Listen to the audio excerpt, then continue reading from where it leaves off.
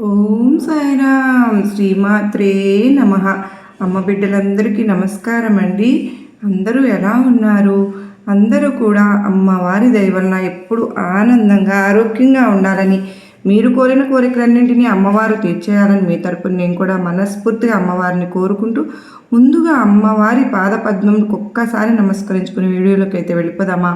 ఇక ఈరోజు అమ్మవారు అమ్మ మాటగా ఏమి సందేశం చెప్పబోతూ ఉన్నారు అంటే, తల్లి నిజంగా ఇది దురదృష్టమో అదృష్టమో ఏమని చెప్పాలో కూడా నాకు అర్థం కావడం లేదు బిడ్డ. ఎందుకని అంటే నీ విధివిరాతలో కోట్లు రాసి పెట్టి ఉన్నాయి. కోట్ల సంపద నీకు దక్కాలి, కోట్ల డబ్బులు నీకు రావాలి, నువ్వు పట్టిందల్లా బంగారం అవ్వాలి, నీకు మహారాజ యోగం పట్టాలి, అదృష్టం నీ తలుపు తట్టాలి. అంతటి ఒక భాగ్యం నీ తలరాతలో రాసి పెట్టబడి ఉంది. కానీ ఎందుకు జరగలేదు దుర్గమ్మ అన్న అనుమానం ఇప్పుడే నీ మనసులో రేగింది కదూ తల్లి. దానికి కారణం ఏమిటో నీకు తెలుసా? అగ్ని కంటే ఘోరమైనటువంటి నరఘోష పెద్ద శాపంగా మారింది. నీపై ఏడ్చే నీ శత్రువుల వల్లనే, వేరే వాళ్ళ వల్ల కాదు. నీ వాళ్లే అయిన వాళ్లే, నీ చుట్టూ ఉన్నవాళ్ళే, నీతో కలిసి నడిచేవాళ్లే, నీ వెనకబాడ తినేవాళ్ళే, నీతోనే ఉండేవాళ్లే, నీ బంధువులే నీతోనే ఉంటున్నారు, నీతోనే తింటున్నారు, నీ చుట్టూ తిరుగుతున్నారు. వాళ్ళ వల్లనే నీకు అగ్ని కంటే కూడా ప్రమాదకరమైనటువంటి ఘోరమైనటువంటి నరఘోష దెబ్బపడి ఇలా అయిపోయావు తల్లి. ఎందుకని అంటే దీనివల్ల ఎంత నష్టం జరుగుతుంది అని అంటే అసలు చెప్పలేని పరిస్థితి. ఈ కష్టాలన్నీ అందుకే, ఈ దరిద్రం అంతా అందుకే, ఈ బాధలన్నీ అందుకే. ఏది పట్టుకున్నా, ఏది ముట్టుకున్నా ఏది జరగడం లేదు, మాడి మసైపోతుంది. బంగారాన్ని తాకితే కూడా ఎక్కడ బొగ్గులాగా మారిపోతుందో, మట్టిలాగా మారిపోతుందేమోనని భయంగా ఉంది దుర్గమ్మ. ఎందుకో నా తలరాతే ఇలా ఉంది, నా పరిస్థితే ఇలా ఉంది, నాకు దురదృష్టం అంటే ఎంతలాగా వెంటాడుతుంది, నాకు భయం వేస్తుంది అని చెప్పి నువ్వు ఎన్నోసార్లు బాధపడ్డావు తల్లి. దానికి కారణం ఏంటో నీకు తెలుసా? ఈ నరఘోష, నీ వాళ్ళ వల్ల వచ్చిన నరఘోష అయితే తప్పకుండా వెంటనే ఇలా చెయ్యి. ప్రతి ఒక్కటి కూడా పటాపంచలైపోతాయి, దూరం అయిపోతాయి. ఎంతటి నరఘోష అయినా, ఎంతటి కనుదృష్టి అయినా, చెడు దృష్టి అయినా, చెడు ఏడుపులైనా, నీ మీద ఉన్నటువంటి ఈర్ష్య, అసూయ, చెడు ప్రభావాలు ప్రతి ఒక్కటి పటాపంచలైపోయేటటువంటి ఒక మార్గం కూడా చెప్పబోతున్నారు. చివరి దాకా వింటేనే ఆ మార్గం నువ్వు వినగలుగుతావమ్మా. మధ్యలోనే వదిలేసి వెళ్ళిపోయావు అంటే ఆ మార్గం నువ్వు వినలేవు. జీవితాంతం కూడా ఈ కష్టాలు కన్నీళ్లు నిన్ను వెంటాడుతూనే ఉంటాయి తల్లి, తప్పించుకోలేవు. కనుక ఈరోజు ఒక్క 5 నిమిషాలు అయితే నీ సమయాన్ని నీ దుర్గమ్మకు ఇచ్చి తీరాల్సింది. నీ జీవితంలో అనుభవిస్తున్నటువంటి ప్రతి బాధకు, ప్రతి కన్నీటి బొట్టుకు, ప్రతి కష్టానికి, ప్రతి దరిద్రానికి నువ్వు కారణం తెలుసుకోవలసిందే. దాని గురించి నువ్వు బయటపడవలసిందే. అందుకే ఈరోజు నేను పనిగట్టుకుని నీ కోసం వచ్చానమ్మా. అక్కడ నా బిడ్డలు ఎంతోమంది, నా భక్తులు నా కోసం ఎంతోమంది ఎదురు చూస్తూ ఉన్నారు, ఎంతోమంది బాధపడుతున్నారు, ప్రాధేయపడుతున్నారు, ప్రార్థనలు చేస్తున్నారు. అందరినీ వదిలేసి నీ దగ్గరికి ఎందుకు వచ్చానంటే నీ జీవితంలో ఇప్పుడు మారాలని, నువ్వు తెలుసుకోవాలని, అందుకని నిన్ను ఈ పరిస్థితి నుంచి బయట పడవేయాలనే పరుగున వచ్చాను. ఒక్క 5 నిమిషాలు నీ సమయాన్ని నాకు ఇవ్వు. నీ జీవితంలో ఏం జరుగుతుందో, ఎలా బయటపడాలో చెప్పేసి నేను వెంటనే వెళ్ళాలి తల్లి. అక్కడ నా బిడ్డలు ఎదురు చూస్తున్నారమ్మా. జాగ్రత్త, వదులుకుంటే 14 ఏళ్ళు నువ్వు బాధపడవలసి వస్తుంది, జాగ్రత్త అంటూ అమ్మవారు ఈరోజు ఒక నిగూఢ అర్థం దాగి ఉన్నటువంటి ఒక హెచ్చరికతో కూడినటువంటి సందేశంతో వచ్చారండి. అమ్మవారి మాటల వెనుక ఎంతో అర్థం, పరమార్థం దాగి ఉంటుందని మనం ఖచ్చితంగా తెలుసుకోవాల్సిన విషయమే కదా. ఎందుకంటే ఇంటి దొంగని ఈశ్వరుడే పట్టలేడు అంటారు కదా. మరి అటువంటి వాళ్ళను మనం కనిపెట్టలేము ఒక్కొక్కసారి. ఎందుకంటే వాళ్ళు మన ముందు మంచిగా ఉంటూనే, నవ్వుతూనే ఉంటారు, నటిస్తూ తిరుగుతూ ఉంటారు, ఆఖరికి నట్టేట్లు ముంచేస్తారు, ఏం కావాలన్నా చేస్తారు. అటువంటి వారిని తెలుసుకోలేనప్పుడు అమ్మవారు ఇలాంటి సందేశాల ద్వారా, సూచనల ద్వారా హెచ్చరిస్తూ ఉంటారు కదా, తెలియజేస్తూ ఉంటారు కదా. అటువంటిప్పుడు మనం మేలుకొని హెచ్చరికతో ఉంటే కనుక, అమ్మవారి సందేశం అందుకున్నామంటే కనుక ఆ పరిస్థితులను సులభంగా మనం బయటపడిపోవచ్చు, సునాయాసంగా బయటపడిపోవచ్చు. మరి ఎక్కడ కూడా ఈ వీడియోని మీరు స్కిప్ చేయకుండా చివరి దాకా చూడండి ఫ్రెండ్స్. మన వీడియోకి ఒక చిన్న లైక్ అయితే ఇచ్చి, మరి మన ఛానల్ని ఫస్ట్ టైం చూస్తున్నట్టయితే ప్లీజ్ అండి ఛానల్ని సబ్స్క్రైబ్ చేసుకుని మీ సపోర్ట్ నాకు అందించండి. మీరు మీ నుంచి కోరుకునేది నేను ఇది ఒక్కటే, శ్రీమాత్రే నమః అంటూ కామెంట్ అయితే టైప్ చేసి వీడియో చూడటం అయితే మొదలుపెట్టండి. అమ్మవారి ఆశీస్సులు మీ అందరికీ కూడా తొందరగా దొరుకుతాయి. మీ మనసులో ఉన్నటువంటి కష్టం తీరుతుంది, కోరిక తీరుతుంది, దిక్కు తోచని స్థితిలో ఉంటే ఒక దారి అనేది కనిపిస్తుంది. ఆ అయోమయం నుంచి అమ్మవారు బయటపడేస్తారు, మన అమ్మవారు.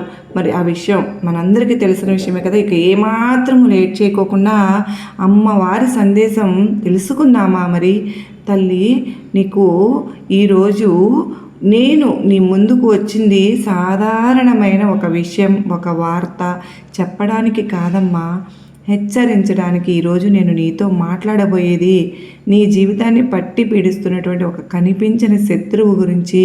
ఇక్కడ శత్రువు ఎవరు దుర్గమ్మ అని నీ మనసులో ఇప్పటికీ అనుమానం రేగింది కదూ. అయితే ఒంటరిగా ఉన్నప్పుడు మాత్రమే ఈ వీడియో చూడు తల్లి. నీ పక్కన నీ బంధువులు కానీ స్నేహితులు కానీ ఉంటే దయచేసి అలా వినవద్దు. ఎందుకు అంటే వాళ్ళకు దూరంగా వెళ్ళి విను. లేదంటే నీకు చక్కగా సౌండ్ తగ్గించుకుని వినడానికైతే ప్రయత్నించుకో.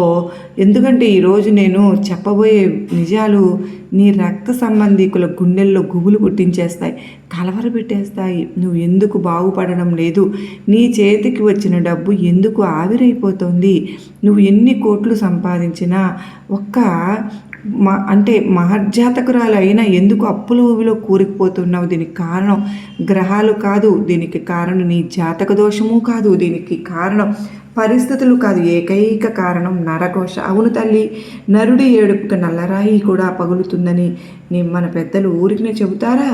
లేదు కదా. ఆ ఏడుపు, ఆ అసూయ, ఆ కుళ్ళు, ఆ కుతంత్రం బయటవారిది కాదమ్మా, నీ ఇంట్లోనే నీ చుట్టూ తిరిగే నీ బంధువులదే.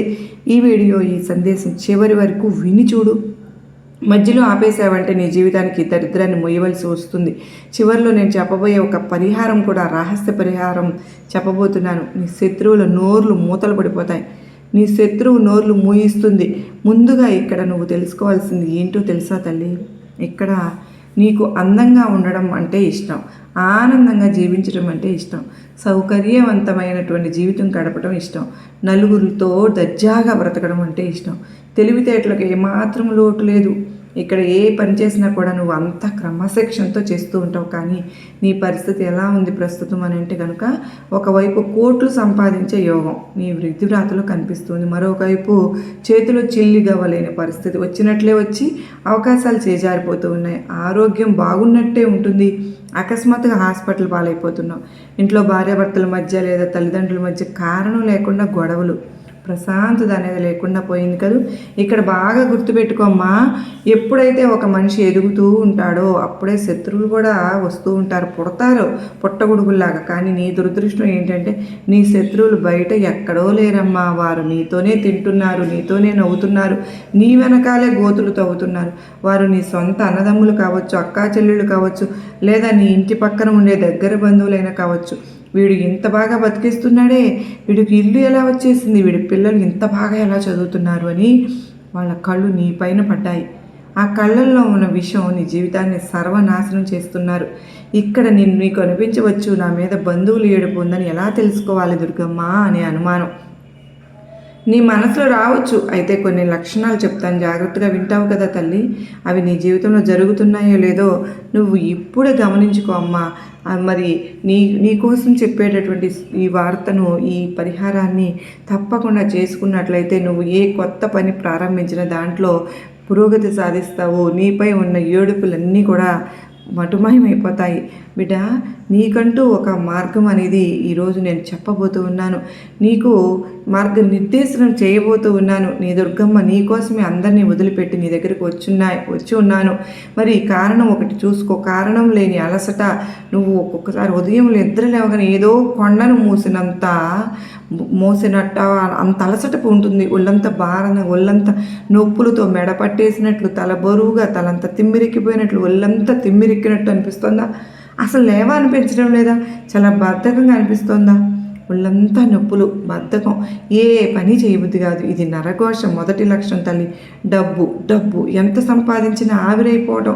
నీ చేతికి ఒక పెద్ద మొత్తం డబ్బు రాగానే ఖచ్చితంగా ఇంట్లో ఎవరో ఒకరు జబ్బులు పడటము లేదా ఏదో ఒకరు రిపేర్ రావడము ఏదో ఒకటి పోగొట్టుకోవడము ఎవరో ఒకరు ఆ సమయానికి తీసుకొచ్చి ఇస్తామన్న వాళ్ళని ముంచేయటము ఇలా జరుగుతోందంటే డబ్బు నిలవడం లేదు అంటే ఇంట్లో చికాకులు నువ్వు నీ ఇంట్లో భార్యాభర్తలు అన్యోన్యంగా ఉంటున్నారు కానీ ఏదో ఒక ఫంక్షన్ అయితే ఒక కార్యానికి బయలుదేరి వెళ్ళి వచ్చిన తర్వాత లేదా బంధువులు నీ ఇంటికి వచ్చి వెళ్ళిన తరువాత నువ్వు బంధువుల ఇంటికి వెళ్ళి వచ్చిన తరువాత ఖచ్చితంగా ఆ రోజు ఇద్దరి మధ్య మాత్రం గొడవ జరుగుతోంది కదూ.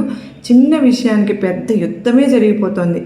ఆహార విషయం అవడం, నువ్వు ఎంత మంచి భోజనం చేసినా కడుపులో మంట, అజీర్తి, తిన్నది అరగాక వాంతులు అవడం నిన్ను వేధిస్తూ ఉన్నాయి కదూ.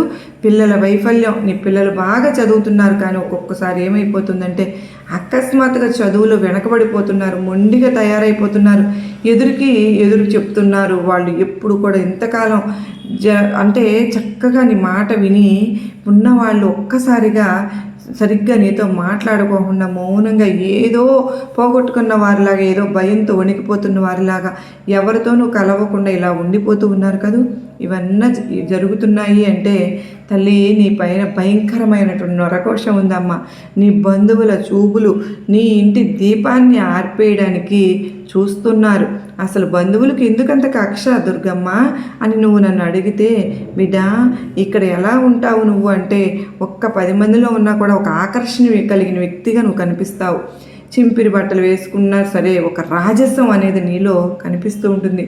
నువ్వు మాట్లాడే తీరు, నువ్వు నడిచే విధానము, నీ ఇంటిని నువ్వు అలంకరించుకునే విధానం, నువ్వు నలుగురితో మాట్లాడే విధానం ఇవన్నీ చూసి పక్కవారికి అసూయ పుట్టేస్తోంది.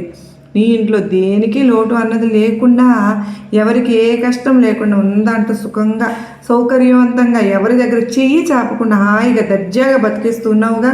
నీ ఇంట్లో వాళ్ళు అవి ఎవరి దగ్గరికి వెళ్ళి మాకు ఇది కావాలి అని కానీ ఎవరిని అడగడం లేదు. అది ఇంకా కడుపు మంటగా వాళ్ళకు ఉంటుంది, అది రగిలిస్తోంది వాళ్ళకు. ముఖ్యంగా బంధువులు నీ ముఖం మీద నవ్వుతున్నారు, అబ్బా నువ్వు ఎంత అదృష్టవంతుడివిరా, ఎంత అదృష్టవంతురాలివి అని ఎదురుగా పొగుడుతున్నారు. కానీ మనసులో మాత్రం వీడికి ఇంత ఉందా, వీడు ఎలా ఇలా ఎదుగుతున్నాడు, వీడు నాశనం అయిపోతే బాగుండు అని లోపల శపిస్తున్నారమ్మా. ఆ శాపం నేరుగా ఇక్కడ నీ శక్తిని దెబ్బతీస్తోంది. గుర్తుపెట్టుకో, నువ్వు కష్టపడి పైకి వస్తుంటే చప్పట్లు కొట్టే చేతులు తక్కువ, కాళ్ళు లాగే చేతులే ఎక్కువ. అందుకే నీ విజయాలను నీ లాభాలను ఎప్పుడు రహస్యంగా ఉంచుకోవాలి తల్లి. అన్నింటినీ కూడా నా వాళ్ళే కదా, నాతో నవ్వుతూ మాట్లాడుతున్నారు, మంచిగా మాట్లాడుతున్నారు కదా, మంచిగా ఉంటున్నారు కదా అని ప్రతి ఒక్కటి చెప్పేస్తూ ఉన్నావు. ఆ దెబ్బ నిన్ను తినేస్తోంది. ఇంకొక విషయం, కొంతమంది బంధువులు నోటితో ఏమీ అనరమ్మా, కేవలం వారి కళ్ళతో చూసి నిట్టూరుస్తారు. అయ్యో మాకు లేదే వీళ్ళకు ఉందే అని ఒక్క నిట్టూరు చాలు తల్లి, నిన్ను కుప్ప కూల్చేస్తుంది. కోట లాంటి ఇంటిని కూల్చేయడానికి ఇది ఒక్కటి చాలమ్మా. దీన్నే అగ్ని కంటే భయంకరమైన నరఘోష అంటారు.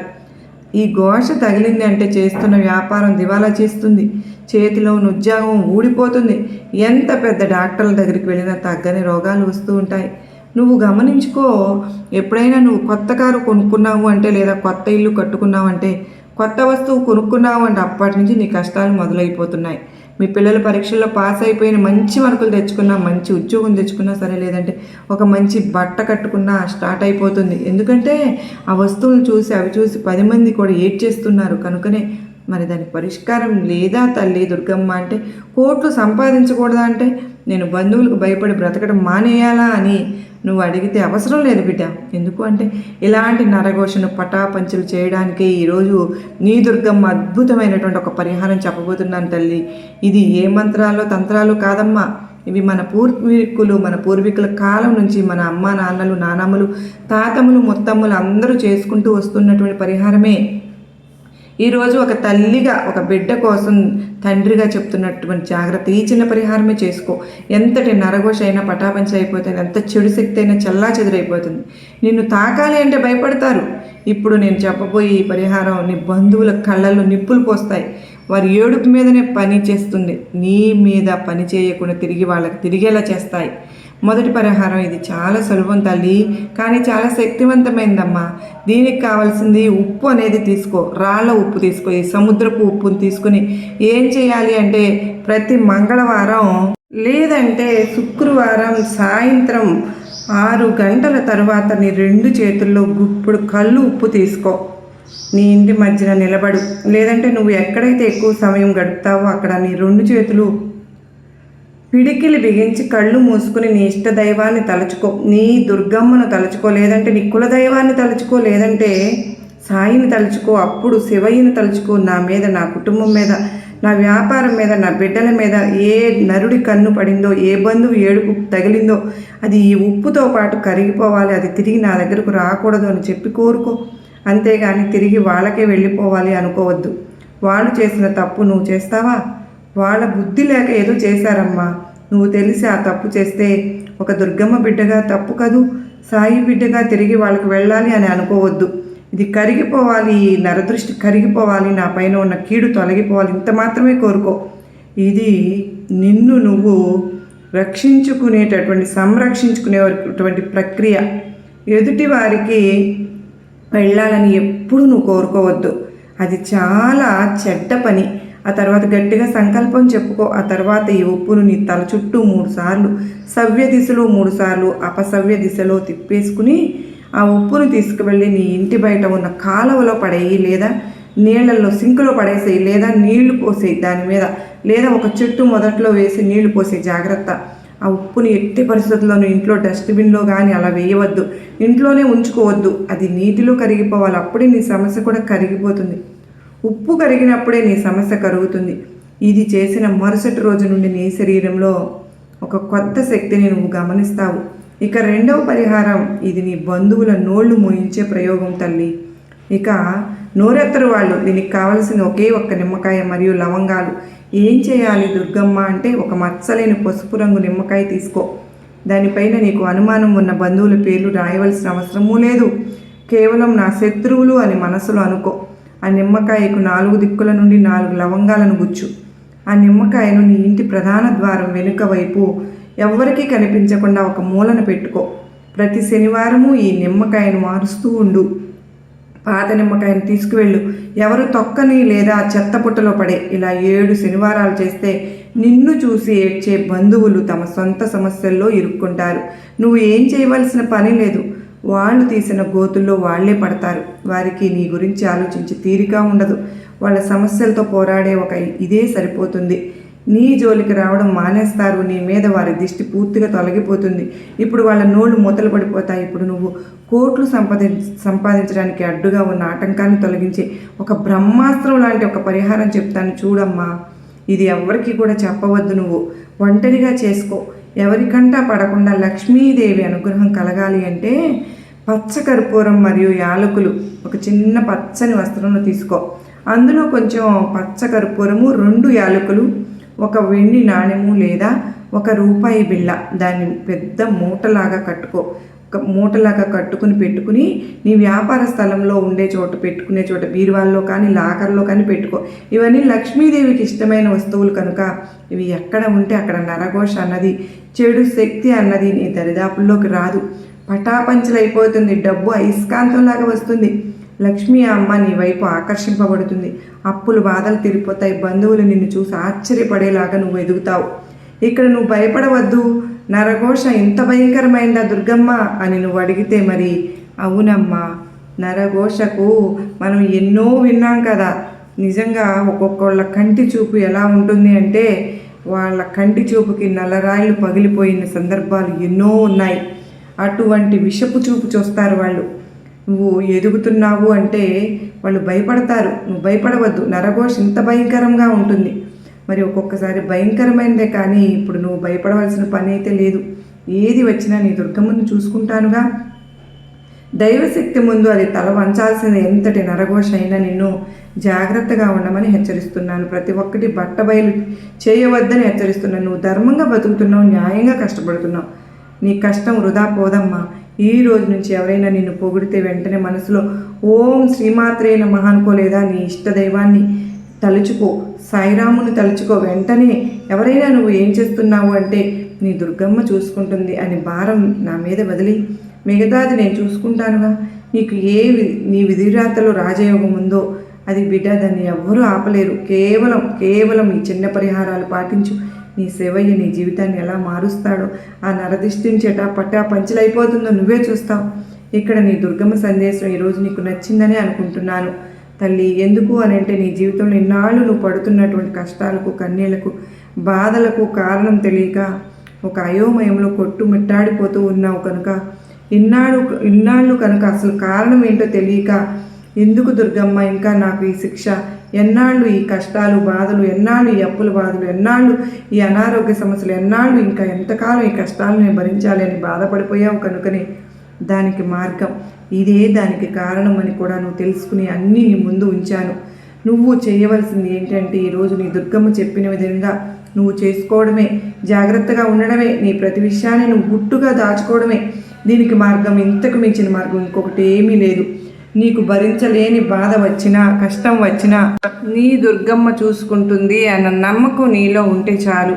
నీ వెనుక గుసగుసలాడేవాళ్ళు, నీ పతనం కోరేవాళ్ళు ప్రతి ఒక్కరు కూడా బయటపడతారు, ముందుకు వస్తారు. వాళ్ళ నిజ స్వరూపాలు బయటపడతాయి. వాళ్ళ ముఖాలకు ఉన్నటువంటి ఆ ముసుగులు రాలిపోతాయి. వాళ్ళ నిజ స్వరూపాన్ని నీ దుర్గమ్మ బయట పెట్టబోతున్నాను. నీకు వస్తున్నటువంటి అవకాశాలను నువ్వు జాగ్రత్తగా అందుకో. నువ్వు ఎప్పుడు కూడా ఏమరపాటుతో ఉండవద్దు. ఎప్పుడు ఎరుకతో ఉండు, హెచ్చరికతో ఉండు, మేలుకొని ఉండు. నీ చుట్టూ ఏం జరుగుతుందో చూస్తూ ఉండు. అందుకే నీ దుర్గమ్మ ఈ సందేశాన్ని నీకు పంపించాను. నువ్వు ఎప్పుడూ కూడా అప్రమత్తంగా ఉండకుండా జాగ్రత్తగా ఉండాలని. ఎందుకంటే నీ వంతు ప్రయత్నం నువ్వు చేయాలి కదా. జాగ్రత్తగా ఉండడానికి, తెలివిగా నడుచుకోవడానికి, మంచిగా ఉండడానికి, నీ కష్టం నువ్వు చేసుకోవడానికి, ఆ తరువాత నీ ఫలితం అన్నది నీ దుర్గమ్మను నేను నీకు ఇస్తాను. ఆ తరువాత నీ జీవితం ఎలా ఉండాలో నీ దుర్గమ్మ చేతుల్లో ఉంటుంది. దుర్గమ్మ అన్నీ కూడా చూస్తాను బిడ్డ, జాగ్రత్త. నీ జీవితానికి వచ్చిన భయం అయితే ఏమీ లేదు. దుర్గమ్మ ఆశీస్సులు నీ పైన ఉన్నాయి అంటూ అమ్మవారైతే ఈరోజు ఒక అత్యద్భుతమైనటువంటి సందేశంతో మన ముందుకైతే వచ్చారు కదండి. నిజంగా ఈరోజు అమ్మవారు చెప్పినట్లు కనుక మనందరము కూడా చక్కగా చేసుకున్నట్లయితే అమ్మవారు మనందరికీ కూడా అష్టైశ్వర్యాలను, ఆయురారోగ్యాలను మనకు ప్రసాదిస్తారు. మన సభ్యులపైన అందరిపైన కూడా అమ్మవారి కృప మనకు ఉంటుంది. మన బిడ్డలందరూ కూడా చక్కని మంచి ఉద్యోగాల్లో ప్రవేశం లభిస్తుంది. నిజంగా ఆ నరఘోష నుంచి తప్పించుకొని ఇవాళ రోజున దాని నుంచి మనం బయటపడగలుగుతాం. అమ్మ చెప్పిన ప్రతి ఒక్క మాట కూడా మనం తూచా తప్పకుండా పెద్ద పెద్ద పరిహారాలు ఏమీ చెప్పలేదు కదండి. మనకు చాలా మనం చేసుకోగలిగినవే మనకు అమ్మవారు సూచించారు కనుక మనందరం కూడా చేసుకుని ఇవాళ రోజున అమ్మ మార్గంలో మనందరం కూడా నడవాలి అని చెప్పి, అమ్మ ఆశీస్సులు మనందరిపైన ఉండాలి అని చెప్పి మీ అందరి తరపున నేను మనస్ఫూర్తిగా అమ్మవారిని కోరుకుంటూ అందరికీ నమస్కారం అండి. ఓం సాయిరామ్. శ్రీమాత్రే నమః. సర్వే జనా సుఖినో భవంతు.